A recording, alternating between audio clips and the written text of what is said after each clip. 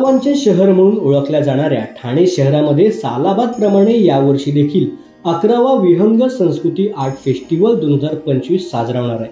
शुक्रवार 10 जानेवारी ते सोमवार 13 जानेवारी दरम्यान हा महोत्सव ठाणे येथील उपवन तलाव परिसरात संपन्न होणार असून संस्कृती युवा प्रतिष्ठानचे संस्थापकीय अध्यक्ष आणि आमदार प्रताप सरनाईक त्याचबरोबर कला महोत्सवाची संपूर्ण समिती यांनी 11व्या वार्षिक भव्य कला महोत्सवासाठी कला रसिकांना आमंत्रित करण्यासाठी आणि महोत्सवाची माहिती देण्यासाठी आज पत्रकार परिषदेचं आयोजन केलं होतं।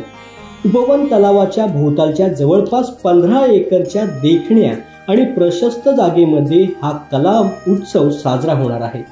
4 दिवस सुरू राहणाऱ्या संस्कृती कला महोत्सवात अनेक मान्यवर, ज्येष्ठ कलाकार, सामाजिक कार्यकर्ते, कला रसिक, सामाजिक प्रतिनिधी, राजकीय व्यक्तिमत्व आणि किमान 6 लाख प्रेक्षक सहभागी होतील अशी माहिती आयोजकांनी दिली आहे। 4 दिवस चालणाऱ्या या कार्यक्रमामध्ये विविध सांस्कृतिक कार्यक्रमांचं आयोजन करण्यात आलं।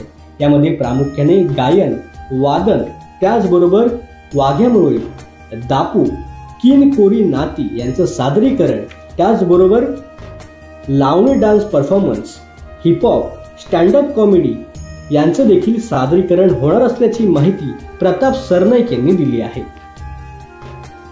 प्रताप सरनाईक फाउंडेशनच्या माध्यमातून या वर्षी सुद्धा संस्कृती आर्ट फेस्टिवल दिनांक 10, 11, 12 आणि 13 जानेवारी रोजी उपवनच्या अतिशय निसर्गरम्य परिसरामध्ये आम्ही साजरा करतोय आणि प्रामुख्यानं राज्याचे उपमुख्यमंत्री श्री एकनाथ शिंदे साहेब यांच्या हस्ते 10 तारखेला सायंकाळी 5 वाजता याचं उद्घाटन केलं जाईल आणि 4 दिवस चालणाऱ्या या फेस्टिवलमध्ये लाखो ठाणेकरच नव्हे तर महाराष्ट्रातल्या विविध ठिकाणावरून येणारे लोक सहभागी होत असतात आणि अतिशय दिग्गज कलाकार आहे, पद्मश्री, पद्मविभूषण ह्या कलावंतांबरोबर सकाळी 6 वाजल्यापासून तुम्हाला ती मैफिल रंगताना दिसणार आहे। प्रामुख्यानं 11, 12 आणि 13 रोजी सायंकाळी अभिजित भट्टाचार्य, त्याचबरोबर संजीव राठोड आणि मिका सिंग यांची अदाकारी सुद्धा मुख्य स्टेजवर होणार आहे।